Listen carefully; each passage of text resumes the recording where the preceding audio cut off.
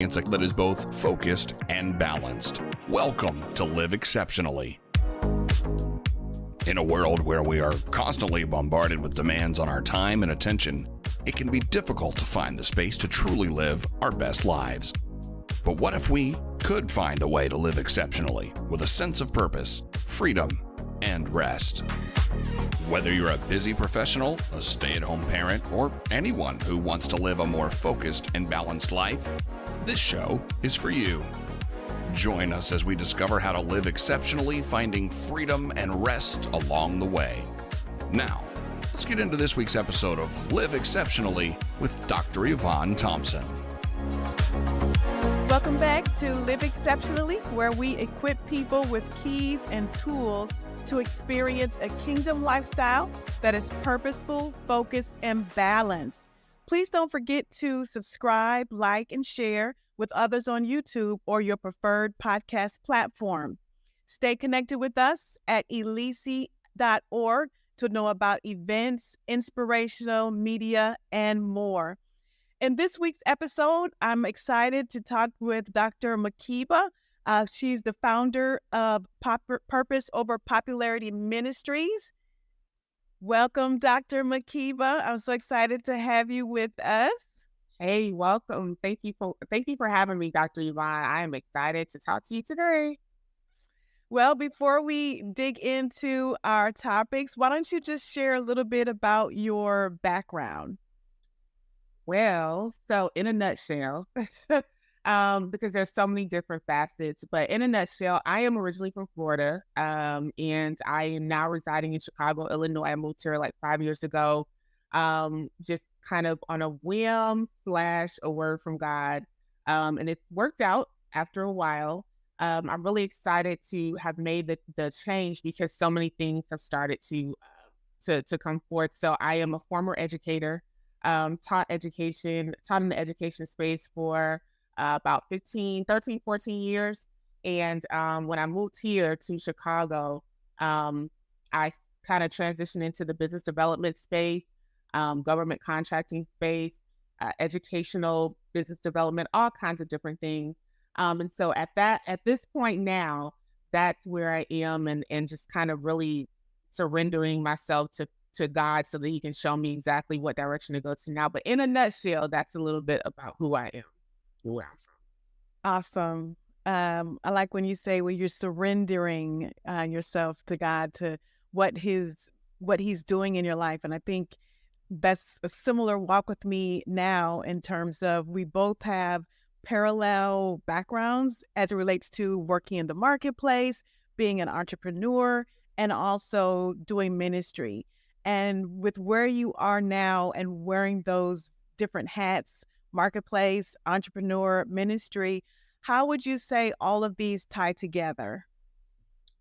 So just to go back really quick to what you said about you like what I said surrendering, I would be remiss if I did not say that has not come easy. I have fought and kicked and screamed and bit and everything else against doing that. And I'll be 50 years old this year. And I think I just kind of got to the point where I said, I'm tired of doing that. And so that's kind of what led to that, but we'll probably get into more of that, a little bit later. But, to answer your question about how all of those things tie together, I would probably say that they don't necessarily tie together from a high level perspective. But what I can say is that all of them represent, a level of passion for me. And so in my day job, I work for government, county government, and I work in the business development / education space. And so what I like to say when I describe what I do is I kind of did a convergence of business development, which is something I've had a lot of experience with over the last probably 10 years, and education, which is something that I've done for about, like I said before, 13, 14, 15 years, but it's also the gift that God gave me, which is teaching. I absolutely love that.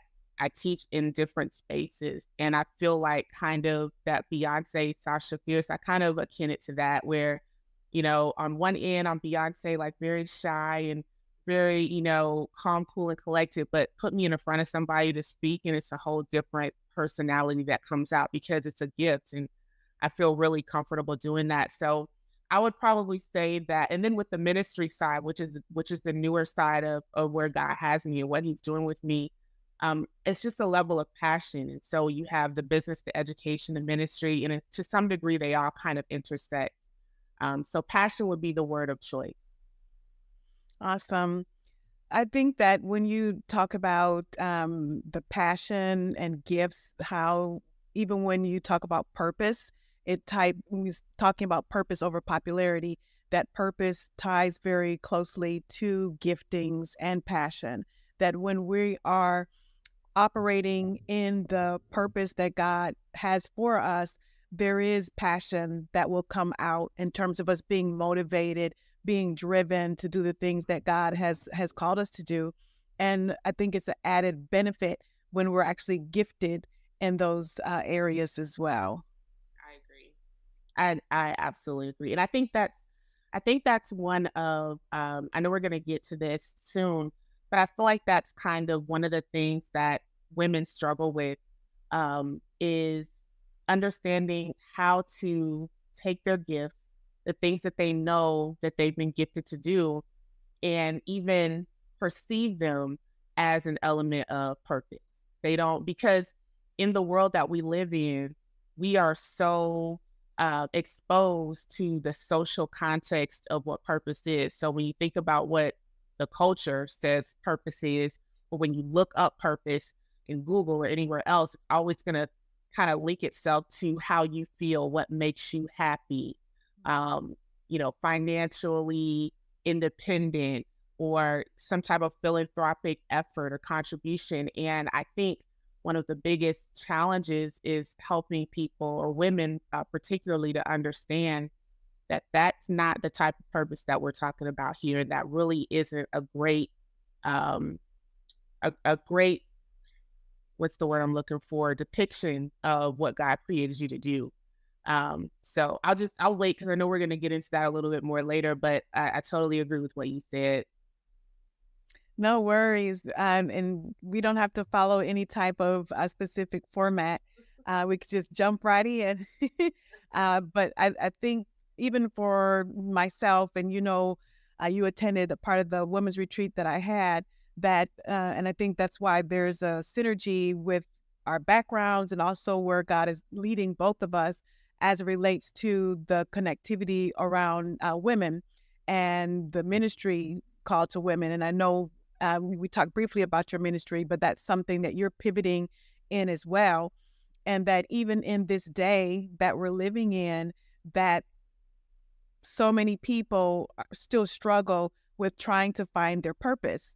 And social media, the culture that we in, all these things are feeders into what we think success looks like, what purpose looks like. Like there's this image, or I don't know what's the right word, but kind of like it's a facade is the word I want, of what success looks like, what purpose looks like, what it looks like to be, doing the good things in life, in terms of money or materialistic things, how many things you have, even when it comes down to degrees. But sometimes even when you have things or material things or qualifications, there's still an emptiness that people may have within them. So interesting that you would bring that up. A nice little segue into my own personal journey that I will make incredibly, incredibly short. But I lived a life for probably 10 years of complete unfulfillment. And on the outside looking in, you would think that I had everything going on. Like from another person's perspective who was looking through this stained glass window, they would look in and they would just assume that I had, degrees. I was following my dream. I was teaching school. I had a very successful tutoring business. I had successfully kind of gotten myself out of a divorce situation. Everything was just, I was bouncing back.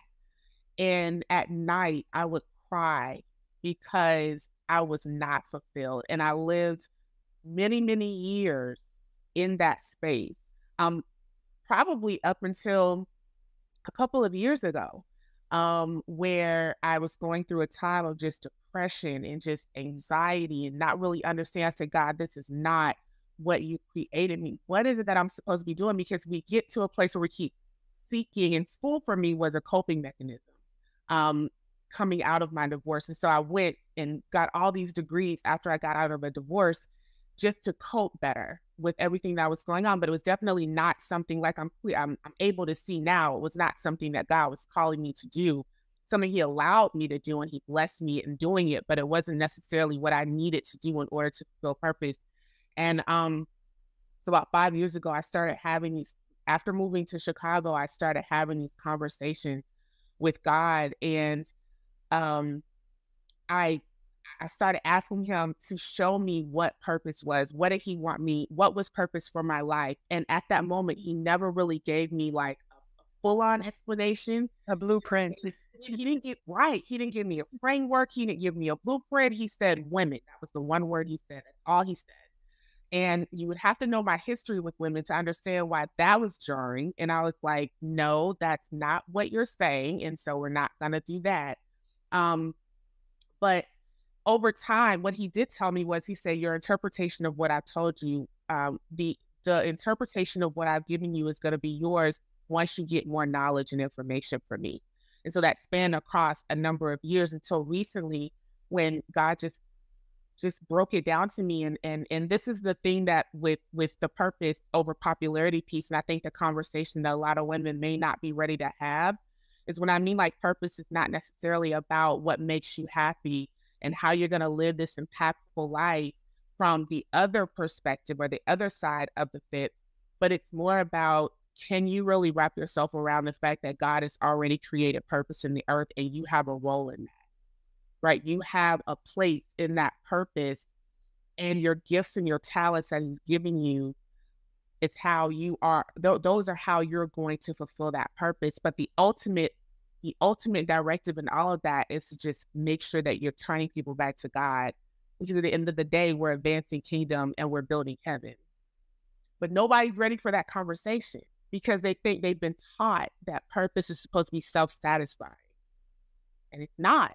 Help purpose is not self-satisfying. It's not that you won't I get satisfaction out of what I do every day when I make a video, but that's not the self-satisfaction that the world is trying to get you to see. That would never be satisfying to other people, because I generally don't get anything out of that except for the satisfaction of knowing that people are hearing what I'm saying. I think that is really good. And those are great points, and also provides a different perspective as it relates to what we commonly view purpose as.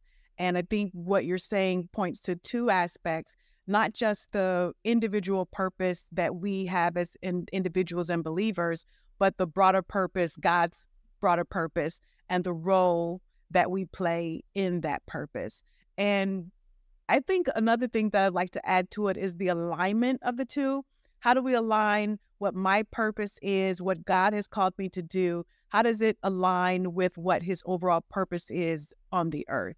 And what your purpose is as well, I can't use you because we have so many similarities, but what another person's purpose is as it relates to, maybe they are a chef and they are to provide, good food or food to the homeless or whatever they're called to do. It still aligns with God's purpose when He says, go ye into all the world, teaching, discipling, baptizing. So I think those are excellent points and things that we have to embrace as believers. I like that you said that. And I think that that's so important that you did say that, because what I never want to do is I never want to mislead people in thinking that everything is about spiritual gifts, right? Because it is spiritual gifts, right? God has given us spiritual gifts for the purpose of spiritual gifting, but we all have like regular gifts too, right? Like I love to bake cakes. I love to bake pound cake. Like you just mentioned, there may be someone who's a cook. There may be someone who has the gift of writing. There may be someone who has the gift of singing. There may be someone who has the gift of being a mother, like all these different things. At the end of the day, like you said, there's the overarching purpose of God in the world is, are we reconciling people to God? Are we turning them back to Him? Are we literally impacting the world so that heaven is broader? That road to heaven is broader. And like you said, if you're a chef, if you're a cook, do your thing. Like, that's your gift. That's your talent. That's what God has given you to do. How are you? And what I try to help women to understand, or what my goal is in helping women to understand, start having those conversations with God and asking Him, how do you want me to use this gift that you've given me to reconcile people to you? That's the conversation, right? Mhm. And that's what purpose looks like. And so I think that it's a different, I personally have never heard purpose described like that. And so when I study and I hear these things and I get these downloads to me, I'm like, if I never heard it like this, then I know there's so many people out there who've never heard purpose communicated like that, in that purpose is really not about you. Because everybody else is constantly telling us that purpose is about you. It's about what makes you happy. It's about why you were created, to satisfy, to impact, but not impacting from a spiritual nature. It's impacting from another type of perspective. And the other thing that I also consider, like when you talk about purpose doesn't, I don't know if we want to say it doesn't make you happy, because I think if that we're walking God's purpose, we are being fulfilled, but it's not always this fuzzy wuzzy type of skip to my loo, my darling type of purpose that, I think about myself, even like doing videos. Lee said that when you do a video, you feel good about it.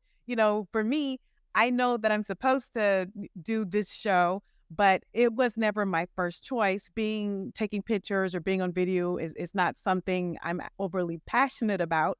But I believe that when God calls us to do something, He will give us the grace to do it. And in doing it with His grace and by His grace, there's a sense of fulfillment. And I think that's another way that people could also embrace walking in their divine purpose. Because, for example, being a public speaker is, again, not something I'm passionate about or my first choice, but He's given me a gift to do it, but He's also given me the grace to do it. And with His grace, by His grace, I can do it and do it for His glory. Totally agree. Absolutely, 100% agree with everything that you just said. Right. And that's the message that I think that women need to hear, is that, because there's one thing that I said, I was just writing some stuff the other day, and I said purpose I've always said purpose isn't all the time safe. That's the word that I use, right? Purpose, I've been using that for like 4 or 5 years now. Like, purpose is not safe. It doesn't always make you feel good. Doesn't always, sometimes you have to be gracefully broken in order to be rebuilt, or in order to be you. So another thing that and this is just from my own personal experience, is part of the place that I have in the purpose of God for what He wants, what He's doing, is to assist women in understanding the dichotomy of pain and purpose, how to link those two together and move forward in them. Because I'm a very, very firm believer that your purpose a lot of times is almost, I'm not an absolute person, so I'm very careful when I say 100%, but I'll say 99.9%. There's something in your purpose that's tied and linked to a painful experience that you've gone through. Agreed. One of the most powerful messages I heard years ago was, and I'm trying to remember who it was that spoke it, but the theme of it was no pain, no power. And so the power of our lives is driven by, a lot of times, the pain that we go through. And so even all these P's, pain, purpose, power, passion, all these things are tied together, that a lot of times we will go through situations and circumstances that don't feel good, that are painful, but it's all these things are the dots that's connecting us to our purpose. And I just want to go back to even when you talk about the popularity, that in the culture that we're living in, most often what people put as their visual, like on social media, on their videos, everything has a tendency to have this positive skew about it, where people tend to take away that that person is always prospering or doing well, and it never shows the issues, the challenges, the concerns, or the problems that people are actually walking through in their private life, because what's popular is the things that are glossy and shiny and always look good, as opposed to the pain, the trouble, and all these other things that people actually may be experiencing, which are the things that tend to pull us or push us, drive us towards our purpose. That I couldn't agree with you more. I honestly, that's part of the reason that name, purpose over popularity, was came from a personal experience with me. And I 100% agree with you that it's hard to build a brand based off of transparency, even though transparency is what's needed to build a brand. If that makes sense at all. Like, you early on, I was telling my best friend one time, this was probably a few years ago, and I said, I'm noticing the way that people are responding to me on Facebook, and when I post something, they're responding to me in a way that, is like perfection, or, like they created this persona. And she said, it's because that's how you present yourself to them. And I said, really? And I wasn't even aware that that's what I was doing. And it was at that time where I kind of made the shift to becoming more transparent with things that I was going through, because people don't like to build brands with transparency, but transparency is what builds a brand. It's what gets people to relate to you and feel like there's hope for them, because they see in you, or they see in someone else, victory and hope. And so purpose over popularity for me looks like, you're not trying to just post on Facebook or Instagram to get a whole bunch of likes and to become a part of the popular crew, and you're not doing anything purposeful. So it's kind of like the difference between personal ambition and purposeful ambition. And I think with us, with the way that society has created this whole dynamic, we are super, super fixated on personal ambition, and we're like leaving to the side purposeful ambition, which I think there's nothing wrong with purposeful ambition. I think that there's a whole lot wrong with personal ambition, but we don't talk about the other one over the first one. So, I mean, that's a whole different thing, but I think I just go back to saying that I agree with you. I think that transparency is very, very important. And I think that, unfortunately, that's one of the things that women are challenged with, and they're struggling with, is this whole dynamic of trying to look perfect all the time. Well, I think even in the settings and environments that we interact in, whether it's our job, whether it's, sometimes even in ministry, family dynamics, these environments perpetuate those that standard, false standard of being perfect or being a certain way, always being positive. If you talk too sharp, or if you get upset or get frustrated, that people tend to look down at you, especially if you are in ministry, that people tend to put people in leadership and even in the marketplace on pedestals. So, I was in corporate America for so many years, and there's a lot of stress involved with meeting client demands, meeting corporate demands around financial metrics and things like that. And sometimes the pressure can get the best of people, and sometimes a person may respond. They might get sharp, or, have a little bit of a, attitude in their response. But at the end of the day, even if they're in leadership, they're still human. Sometimes the stress or the anxiety of a role or the demands of a role can get the best of a person, and they may not always respond the way that we want. Same thing when we put demands on pastors or people or spiritual leaders, that They are the ones that deliver the word. They're the ones that, bring that hope to us every Sunday.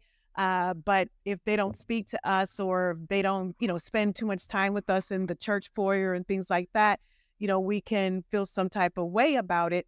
But, who knows what they're dealing with in their home, or circumstances they're dealing in their own body, or financial, whatever the issue that can be, the false standards that sometimes we have to live up to, that people don't allow us to be human. That's all the time we have for this week. Make sure you come by again for the rest of Dr. Evonne's conversation with Dr. Makeba about aligning with God's purpose. Thanks for joining us for Live Exceptionally with Dr. Evonne Thompson. Each week we'll explore the secrets to living a life that is both intentional and fulfilling. We'll talk to folks that will share about productivity, mindfulness, and self-care to learn practical tips and strategies for staying focused, managing our time, and finding balance within a kingdom mindset. We'll also hear from people who have made the choice to live exceptionally and learn from their experiences and insights. Connect with Dr. Evonne by signing up at elici.org. That's ELICI.org. Until next time, we're praying that you find balance and rest so you can live exceptionally.